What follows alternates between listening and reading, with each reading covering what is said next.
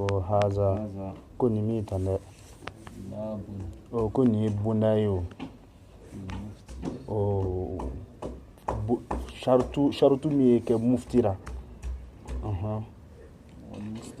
ani mɔgɔ min ye masala foni ɲini masala foni mɔgɔ min y'a masala fori ani mɔgɔ min masala ɲini o ta babu le ye nin ye ani mɔgɔ min kan ni o ka masala fɔ mɔgɔ min kan ka masala bato ka a kɛ ka imiter ka kɛ donc o ye babu ninnu ka gɛrɛ kosɛbɛ ka bɛn a sharutu ninnu ma a sharutu ninnu ma nɔgɔ silamɛya la i ye se ka kalan kɛ mais la takun mufti mɔgɔ ye se ka fiqhu kitabu ninnu caman kalan mais muftiya sharutu ma dafa i la i ye se ka luga kitabu caman kalan mais muftiya sharutu ma dafa i la muftiya sharutu ninnu a bɛna olu de fɔ yan nin na a bɛna sharutu caman fɔ mais o sharutu ninnu lɔnna ninnu ale yɛrɛ bɛna fɔ dɔrɔn voilà a bɛna fɔ cogoya min na a ma besoin k'i ye a ta mugu kɛ a bɛɛ la mais a kuru gɛrɛ ninnu ala sara i y'olu lɔ a bɛna f'i ye ko mɔgɔ caman ye kɔn ka kitiw tigɛ o ma mufti kɔrɔ de lɔ ka kiti tigɛ imam maliki radiyallahu anhu sheku ma kiti tigɛ fiyewu fo lɔnnibaga 70 jɛnna sheku ma ko bi ye se ka kuma k'a sɔrɔ imam maliki mashallah mais sani imam maliki kɛ kiti tigɛbaga ye sinon a tun bɛ darisiw di a tun bɛ fɛnw kɛ mais ka kiti tigɛ mɔgɔ cɛ lɔnnibaga 70 jɛnna ko i ye se ka kiti tigɛ bi et puis o kɛla fɛn dɔ de la masala dɔ de la masala tɔgɔ a kɛla ko ba ye madina olu kama musokɔrɔba dɔ de tun bɛ su dɔ ko la a tun bɛ su ko la min kɛ a nana se su yɔrɔ dɔ ma vraiment a bɔra kɔli la mɔgɔ baara ka musokɔrɔba kɔnɔ o b'a la ka kunna tɛ nana o taara musokɔrɔba filɛ jaa musokɔrɔba bɔra kɔli la su ɲɛyɔrɔ la a do tɛ bɔ la tile taga la o ka ulamɔw ɲininka ulamɔw dɔw ko ka a buru tigɛ ka buru kunkurunin to a la dɔw ko su y'a mɔgɔw ko buru tɛ to la olu y'a sura vraiment mɔgɔw lo bɛna kɛ cogo di dɔw ka lɔnniba bɛɛ ɲininka madina o la kama imam maliki nana bɛn olu de ma sisan imam ko nin kiti ka nɔgɔ a ka musokɔrɔba ɲininka ko i kun bɛ yɔrɔ nin ko la min ye ko ka mun de miiri musokɔrɔba ko ala ko ka n tiɲɛ fɔ vraiment ko n ka miiri n kun na ko ko yɔrɔ nin ka jinɛya caman kɛ dɛ voilà ko sariya la ko ni ka jinɛya faamuya la mɔgɔ la ko hadu jumɛn de b'o la ko bonya bi se o ko bɔ musokɔrɔba la 70 ni se 79 bi se na dafa la min a bɔra dekoli la o k'a fɔ olu nin na ko la yufta wa maliku fil madina o fɔla ka lakun min ka o kun ni nin ye maraba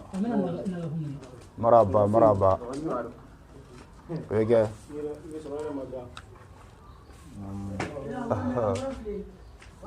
donc a fɔlɔli la ko la yufta wa maliku fil madina o la ba o 70 le k'o fɔ لذلك يقول النازم ومالك أجازه 70 مهنكا للصحب يتبعون وقال ما أفتيت حتى شهد 70 شيكا أنني على الهدى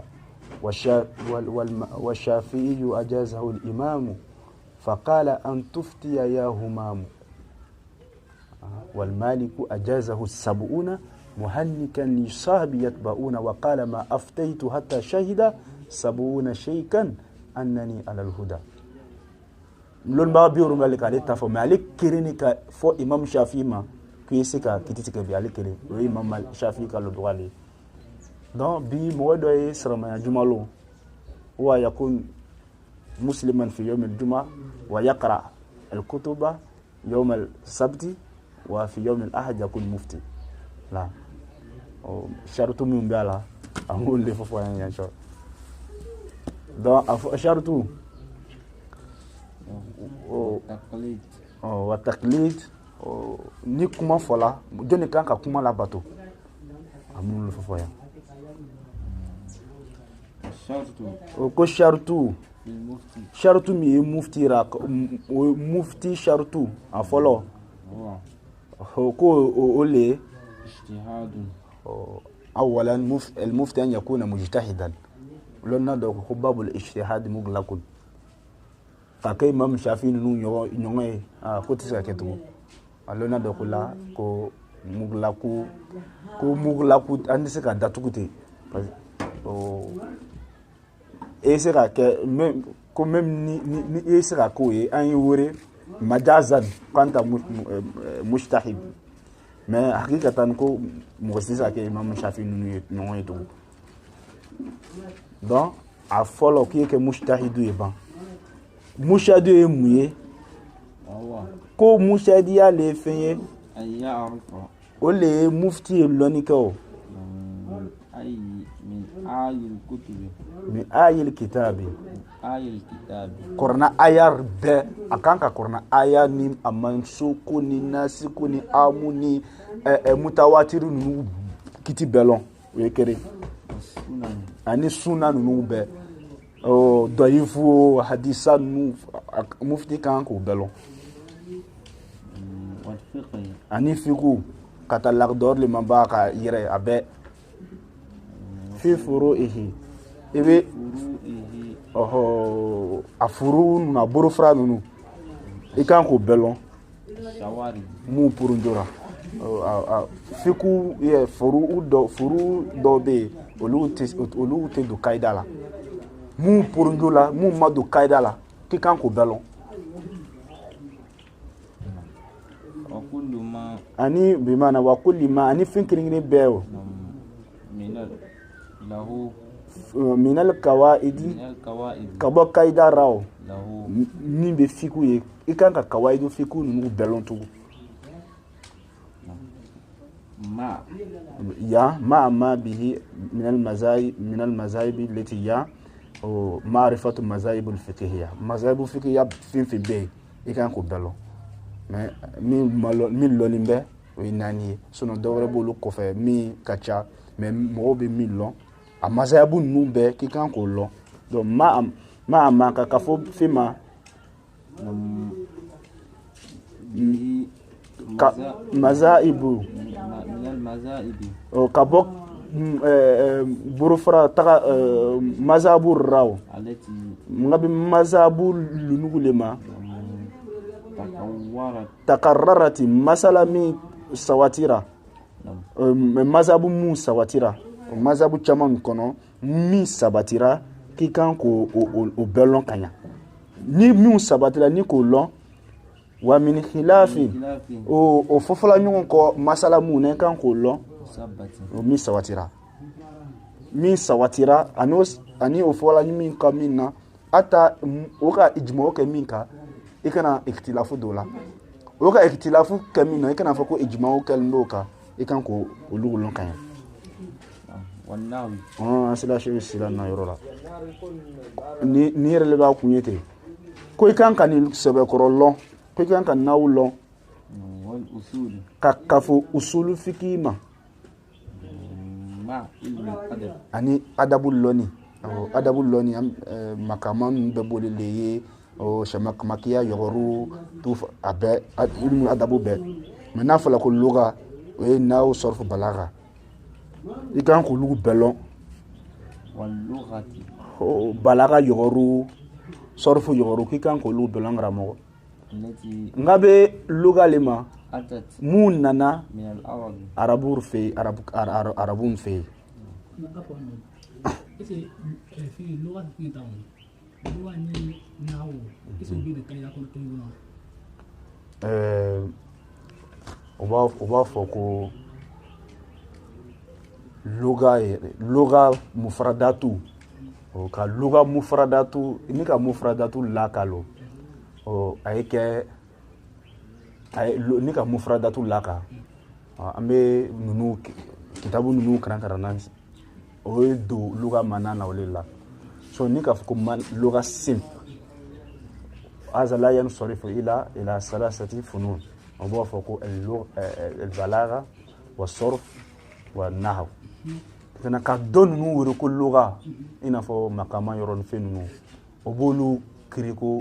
adabu ata mo mu takasusu kala adabu la la olule atafiru la chama sono anu majlisu de min ta atafiru kacha mais mo mu ka takasusu ke adabu la olule atafiru ko sebe kayira ko adabu ologo so ada makama bena adabu kuma fenfo makamana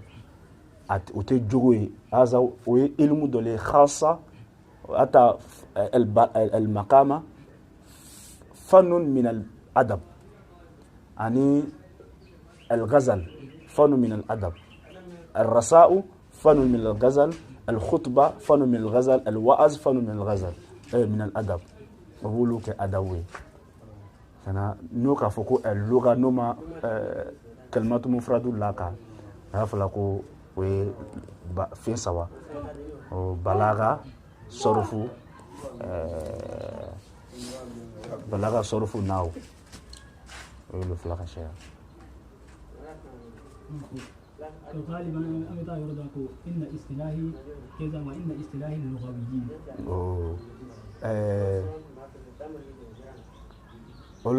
nika lugha ama fongo lugha sorfu ni balaga ni feya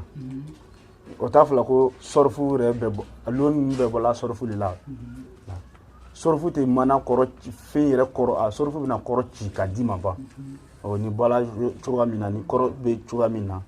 la o ishara ke kataka olugule macho a ishara ke kata sorfu ni pas a chichi ni ka chichi arabukan koroboro ma ko ay ko kada arabukan kalmatu mufradan besginde kawaidu leka sorfiya nu kana ani nawiya nu ni balagiya nu mufradatu besginde bo leka ni a yoro do nyan ni sorfu position tiana dron ibina isilatu min dama wala ibina ya femi lugha daman oteso ina fino di mana no di ka fo yo ko lugha tan ka di lugha ma ibina lugha min dama ni o lugha no lugha chana ni a lugha kaida chana na oburuma lugha wiya nu ateka lugha wiya ta ka arab kan chani afuko fuge kuma kiriko kalamul الكلام الفصيح وافلاكم أن يسلم من التنفر تنفر اللغات وبه أفلنا أكنا صرفو ناو قايدة إذن أصابنا giriya kena sɔrɔ a la n'o saba kirin ka ɲɔgɔn lɔ fɔ dɔrɔn lugha ye tiɲɛ a b'a fɔ ko o ye istihzaazu min kala la ka caya masalan kalu shari ko alhamdulillahi al-aliyyi al-ajlali ko a kan ka fɔ aslan al-ajal mais al-ajlal ko a sɔrɔfu tiɲɛ no bon ni a sorfu chenete logawu yatana chen parce que loga le sorfu loga nbe do sorfu la a chena ko logawu yatana chen bon ya fala ko olulu mais adabu mo le se ka tafiri ku chama ke katimanu ka comme anu te adabu mo بس غالبا يكايتا ko الكلمه كلمه الشهاده ان اللغويين يسمون هذا كلمه وإن النهاة يسمون هذا كلاما. إن اللغة بدو ده هو نافيني نافين هو أبيكين بون. شانتي. يا فوق بين فن مولدني. asora ke inshallah. naamu yastanbitu i kan ka naw lɔn ani usul fiku ani adabu maa fɔla ten dɔn a gɛrɛya la a ko kadaran qadran i b'a lɔn kadara la bihi i y'a fɔ yastanbitu yastanbitu a ye se ka kiti wɔgɔbi kɛ o almasaila kitiw la bihi kadara min na c'est-à-dire a k'a fɔ min kɛ ko i kan ka naw lɔn ka sɔrɔfu lɔn nka mɔgɔ caman siranna ko ala an bɛna lɔn cogo di a ko kadaran jani naw la i ma kɛ sibawɛ ye mais i y'a lɔn kadara la i se ka i yɛrɛ bɔ borola kadara min na a fɔ ko kadaran hadisa fana tugu yani ma kɛ bukari ye hadisa la mais ruwatu ninnu tagasara ninnu la يقول صاحب الشماقمقية وفي الحديث النبوي لم تكن مثل البخاري فكن كالبيهقي إن لم تكن مثل البخاري في الحديث اجتهد أن تكون مثل البيهقي نفناني في النحو إما كسيبا وين يومي إجي هيك مثل مثلا ده مغمي يسكا يربوكورا أقول لك قدرا إنه يا تشالا ولا ما أصول في كله يا تشالا يا دبولو يا تشالا يستنبتو أنا ودانسي لنفسه أيري لمن قديم مغما مغني ك يجيني البغاي مغمي نيجيني هو يسكي يربوكولا أبورو ما o ka kafo atigi ta lɔni ma tafsira tafsir kitabu nunu la ni tafsir kitabu tei o defo te min na defo esi ka kɛ a hadisa la o bɛ kere defo esi ka kɛ a histoire la o b'a fɔ ko juna cɛkɔrɔba ninnu o lani tun bɛ ɲɔgɔn na mɔgɔ dɔw donna silamɛya nɔ ni lɔnni dɔw ye ka kɔrɔ o nana don silamɛya la min kɛ o lɔnni de tora u kunna o ka fɛnw kitabu sɛbɛn n'o ye o nana ɲagami an fɛ na o nana ɲagami nususu ninnu la kitabu dɔw de labɔla sisan ko o lala ka yan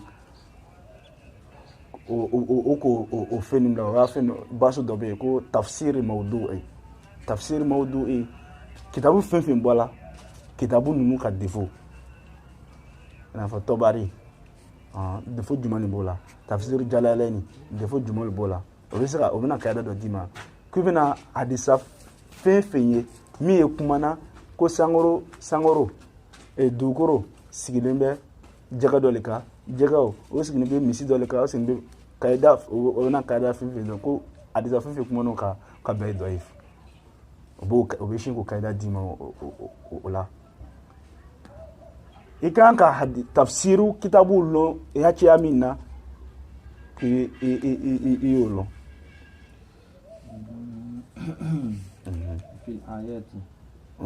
aya ninnu ra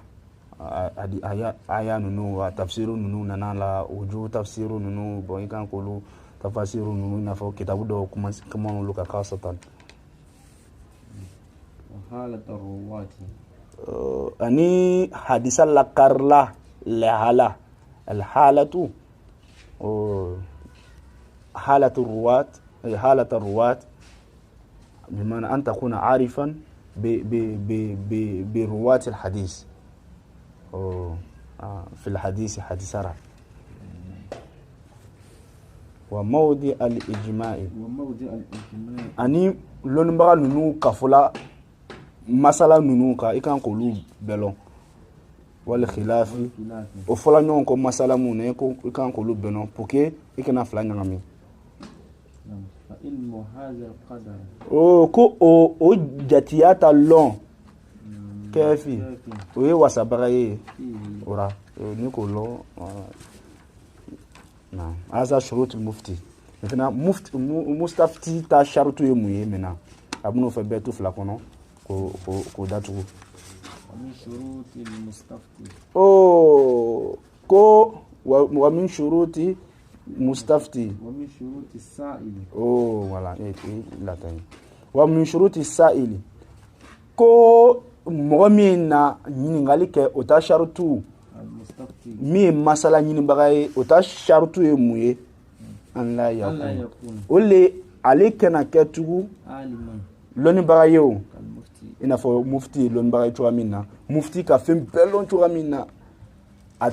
a tɛ ishtiratu mustafti kan k'a ye fɛn bɛɛ lɔn cogoya la n'ale ka fɛn bɛɛ lɔn cogoya la ale tɛ kɛ mustafti ye tugun وحيث ko fa haisu yɔrɔ la كان ni masala ɲinibaga n'ale kɛra مثله مجتهدا n'ale kɛra jija mɔgɔ ye ishtihadu mɔgɔ ye o مثله mufti si ye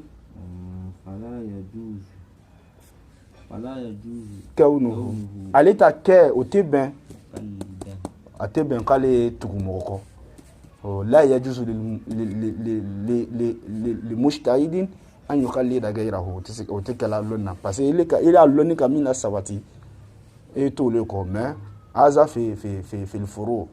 dun al-usul am n'o ye duguma an akole la tera ni masha ben taklido le luma باب الفروع oh bimana باب الفرع ni taklidu le ni ete akole le ke faru ete mafhum donc ko takliduna ni kame tarifu taklid amna tarifu fulali ki yula tarifu fula fi taklid tarifu folo تقليدنا ko anu ka ɲangandi ka mɔgɔ dɔ imite a bɛ baara min kɛla k'o kɛ kanu ta ɲangandi قبول قول القائل kuma fɔbaga ka kuma ta mina ka kuma mɔgɔ min ka kuma fɔ ko ya kuma mina ka baara kɛ n'a ye من غير ذكر حجة a ma dalilu fɔ a ma dalilu fɔ ka ya kuma mina ka kɛ a ma dalilu fɔ السعي ɲininkalibaga ye haza haram haza haram alu b'o kɛ a b'o to yen haza wajibu a b'o kɛ mais mun kosɔn wajibu a t'o la kan dɔw ko taklidu kɔrɔ le b'o ye qabulu qawli qa'il biduni zikri hujja mafhum تعريف قبول قول القائل بدون حجة بدون ذكر حجة مثلا يكون المفتي هذا حرام بدون ذكر الحجة هذا تقليد تعريف الدعي وكيلا كو لون ما دور كتغو بل قبولنا بمعنى بل كوكما تو قبولنا انو تامنا مقاله مفتي تاكمارا جالنا كاكفوانا كولومبارياما من أين يافو قاله ako kuma fɔ min aina zaka ka bɔ duga jumana ako kuma fɔ ka bɔ duga jumana ma lɔn k'a fɔ min a bɔla min no a ka tamini ka fɔ dɔw ko taklidu kɔrɔ le b'o ye tarifu jona ka mɔgɔya kuma min na a ma dalu la kan tarifu filanan ka muftiya kuma min na a ma lɔn a bɔla mini masala ni fayida i b'o lɔn duguma le sisan مفهوم بمعنى قبول قول القائل مع الجهل تعريف فلان قبول قول القائل مع الجهل مفهوم نعم ففي قبول قول الطه نعم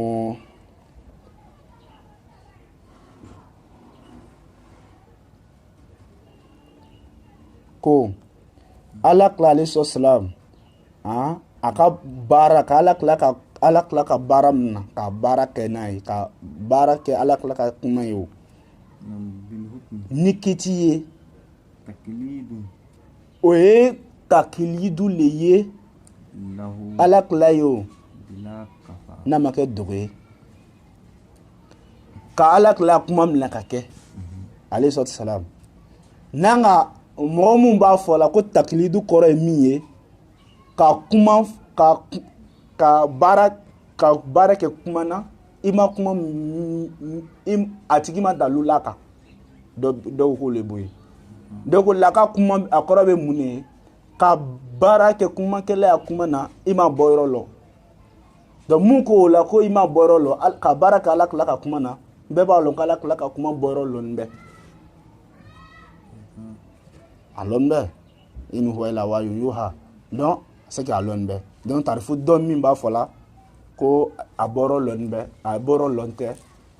o bɛ na o sɔrɔla kɛ wakila o dɔr ko la ko ko a kɔrɔ to ye liana ma sabu fɛn Ala tila ka fɛn min fɔ jami'uhu ko kerenyere bɛɛ o kadi ata ko nana Ala tila ma o nana Ala tila ma kɔrɔna le ko fɔ